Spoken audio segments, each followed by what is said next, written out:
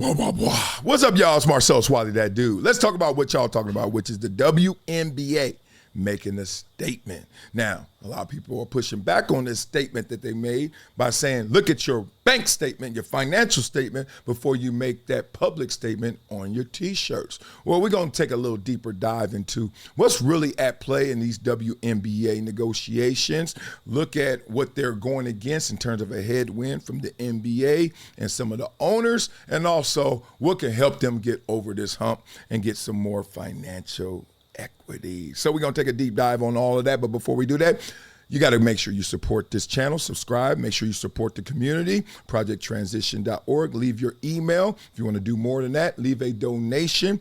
And if you want to do the most, become a gym member giver every month to help us with our skills camps, to help us out with our mentorship programs, and to get these kids exposed and experienced in the real world. So make sure you guys, anything counts.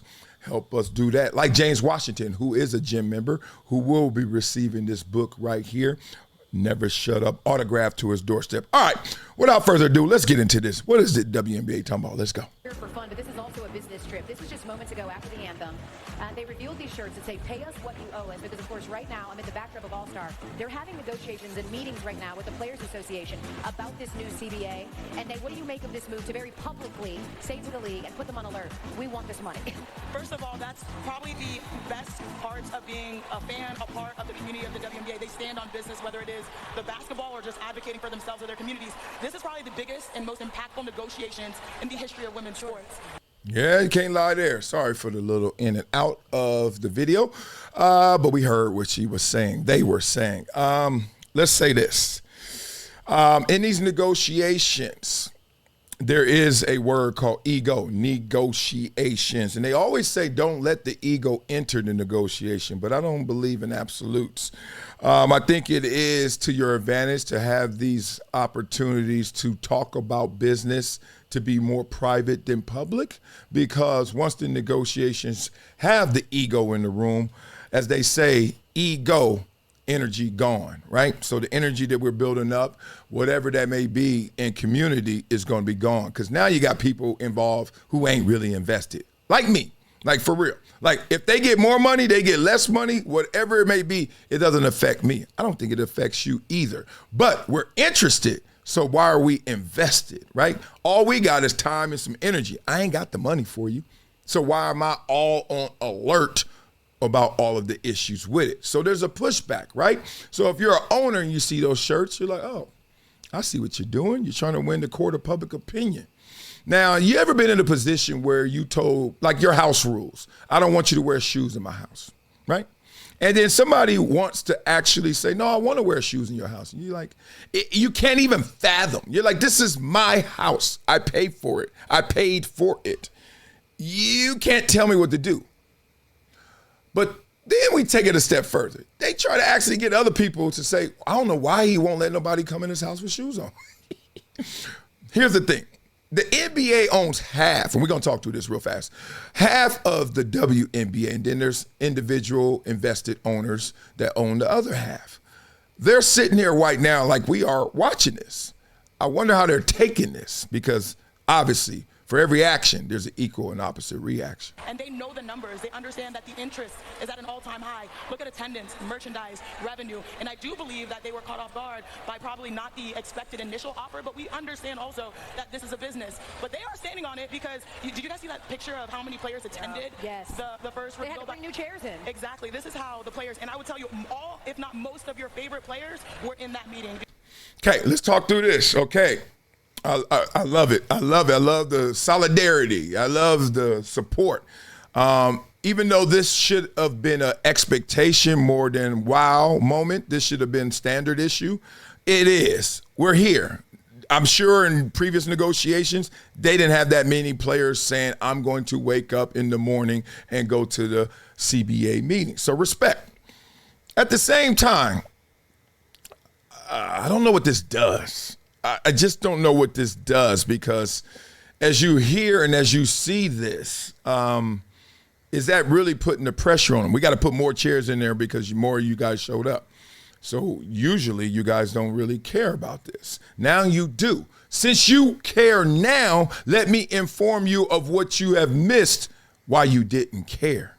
I think that's what's going to happen in this room. You get in there, smart people around smart people, players and the executive committee, and you get the NBA, and even though Adam Silver's not there, his interests are.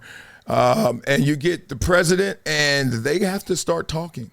And it doesn't start just because you showed up. Remember, the party doesn't start just because you showed up.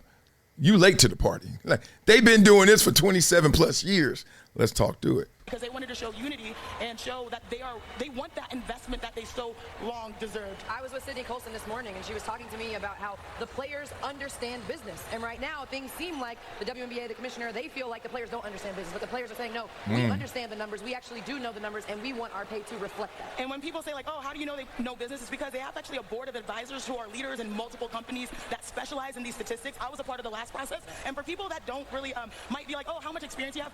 This last process, what you notice is people said it moved the needle, not just for women's basketball, but women's sports, because of what they got. Paid maternity leave. Yeah.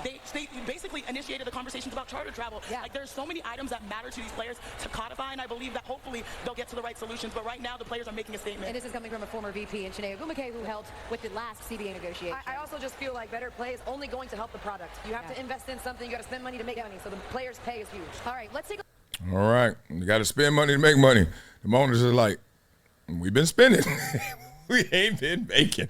Okay, so my whole takeaway from that video is become a gym member with Project Transition. As a giver every month, small gifts have a big impact in creating real change. Not only will you transform lives, you'll also win and unlock once-in-a-lifetime experiences. Join me, Marcellus Wiley, in making a real impact through Project Transition, a global giving community dedicated to uplifting underserved youth with mentorship, education, and access to real opportunities. Your donation doesn't just enter you to win unforgettable prizes and exclusive experiences with myself and other gym members. It fuels our mission to empower the next generation of leaders, dreamers, and game changers. From after-school programs, life skills camps, and career development, every dollar helps unlock potential where it's needed most and where every person makes a world of difference. Give back, win big, be the difference, be greater than your greatest excuse. Support Project Transition today. Become a gym member and help turn obstacles into opportunities.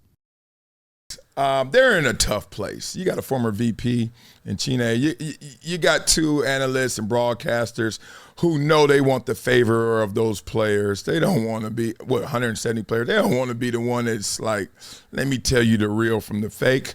So that's why we have this show, because I'm not taking a side. I'm just going to show you what both sides are going to say about it, and we're going to see what we say about it. So right here, let's go into the pros and cons that are happening right now, second brain time. Okay, so we want the women to get more money, right? Forget the T-shirts, we want checks. All right, this is how you're going to get it. They want fair compensation relative to the league's growth.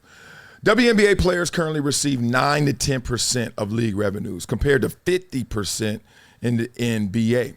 Now, that discrepancy comes from many places, but largely because it's a younger league and not as a stronger union. The union's not strong enough to fight for that, right? So that's why you down at 9 to 10%.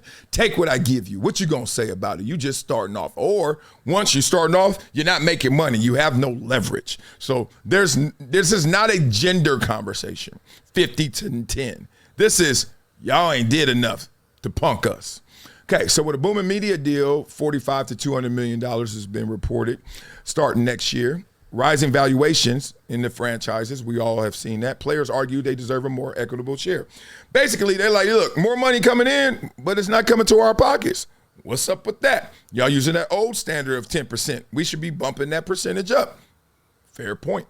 Very fair point.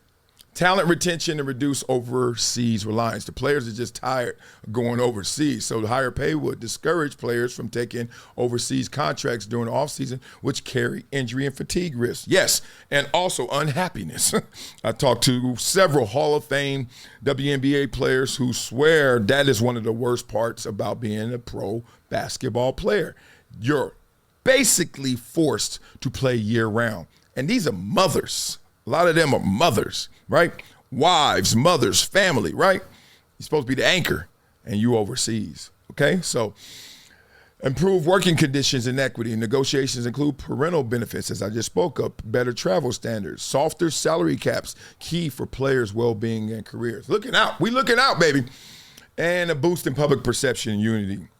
That pay us what you owe us shirts, show player unity and rallied fan support, signaling a shift in public sentiment. Now, that last point is not me. I'm not built like that. I don't give a damn what you're rooting for. Like, it got to be real. Like that rooting stuff. Look, that's me. I'm not trying to influence y'all. I'm just saying if I'm at a negotiating table and you start telling me, look at all the fans, they want us to get paid more. I almost think less of you now. What? Shut up. Tell me, beat me up with the books, okay? Beat me up with the statements. Beat me up with the numbers. Because guess what? The numbers don't care. All right, now here's the owners. Here's the pushback. Here's what they like. You know, you ever see somebody in a meeting and they like this? You know what they saying right there? Man, you don't hurry to shut up. League unprofitability and cash flow concerns. The WNBA reportedly lost 40 to 50 million just last year.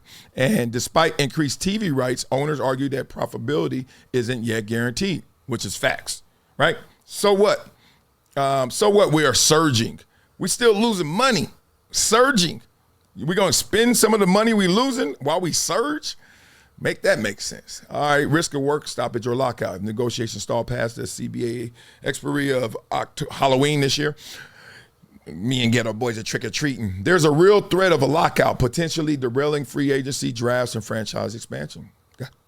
As they say, the war chest. We got to protect ourselves in case of disaster, right? Mm-hmm. Revenue allocation versus expansion costs. Let's get into that. Owners highlight that expansion costs and roster increases stretch existing revenue. Players pushing for a larger share may impact new teams' viability and perception of overreach. Even Dick Vitale was like, the demands could exceed what the current market can sustain. Basically, they expanding a little too much, too fast. Like, y'all haven't made money yet. People haven't shown that they can't live without the WNBA. You gonna give us more of it and y'all losing money? I mean, everybody knows in common sense business, this doesn't make sense. It's just there are human beings involved, and more importantly, women, and then more importantly, they're the highest level of what they do. So when you say, God, that's the best you can do at basketball, and y'all women, and I like it, but y'all ain't making money, y'all should make more money. But why? You're not making money. That's the bottom line. So we all know the players are arguing their side, and the league is sitting there saying, look, we're not healthy yet. We're in better shape. How about that? Let's just take it home to us. You're not healthy yet. Your blood pressure's lower. You still got high blood pressure. That's what we're saying. Okay, so now they got all this stuff. Let me give it to you what else I read in Second Brain. So we got Kathy Engelbert and the Board of Governors. They're having their conversations. And then the players are negotiating as the WNBA Players Association, WNBPA. And that's Nneka Ogwumike. She's an active player. And then Terry Jackson, it says here, Breanna Stewart and Nafisa Collier. Shout out to the defensive stars, Sabrina on the school, if I said that right. Those are the two sides, okay? Now, this sum it up.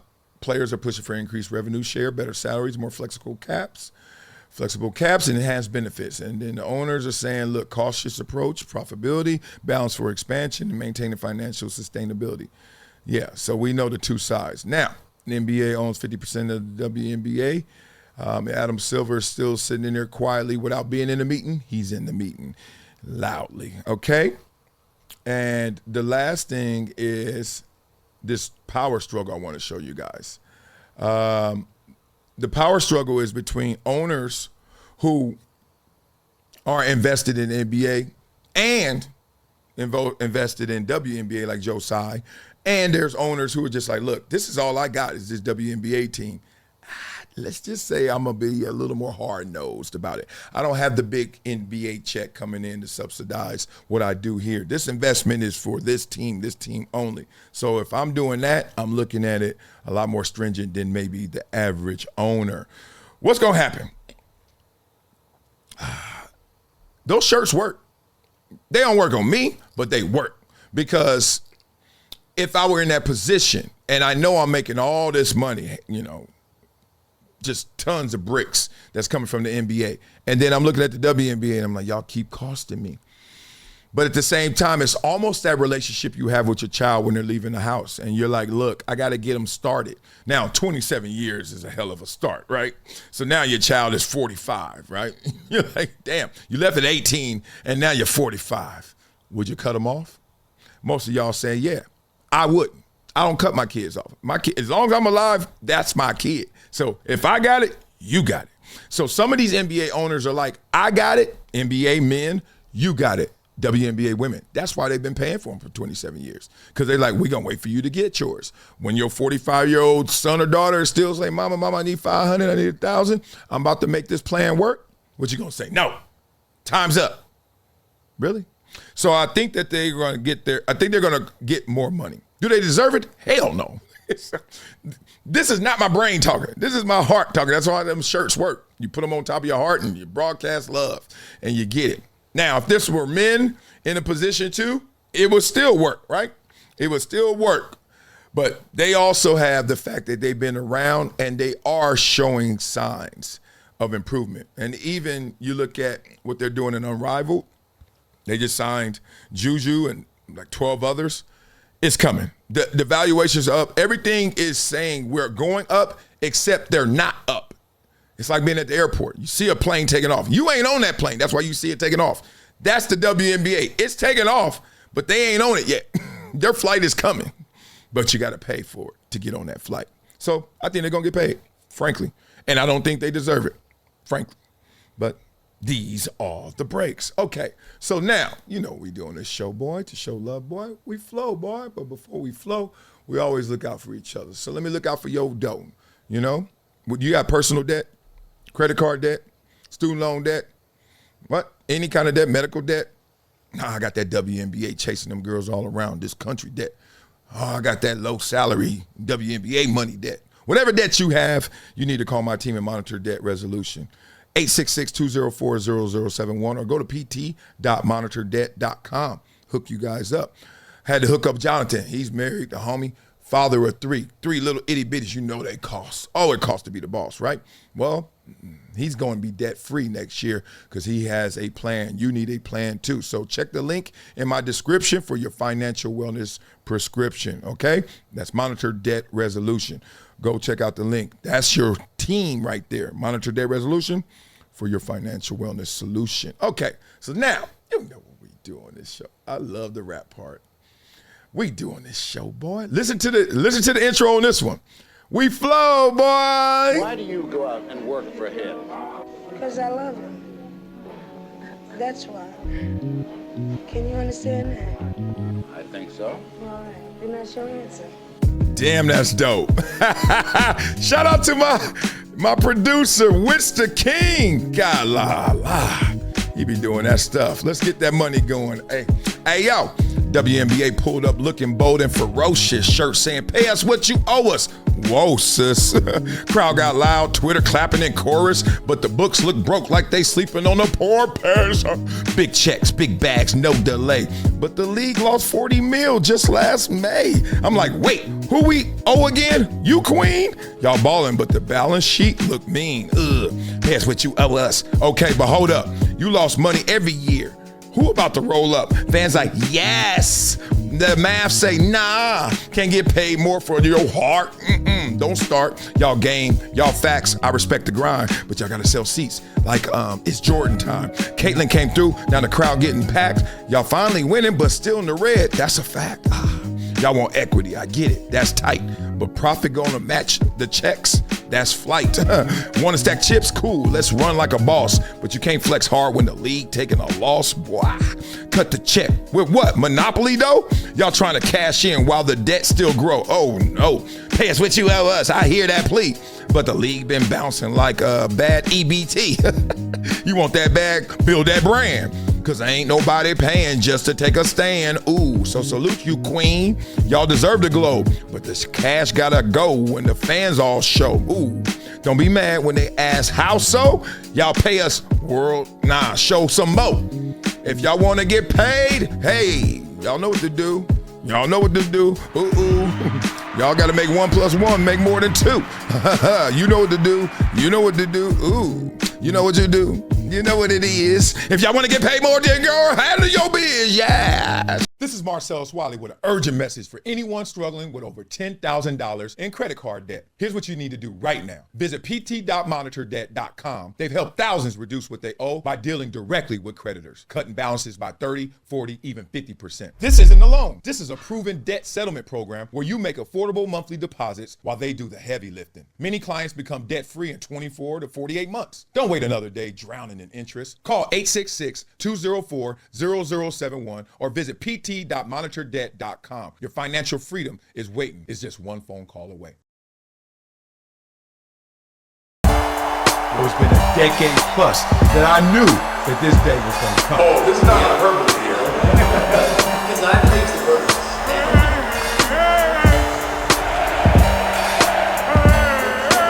Time to hydrate. Hydration's the situation, so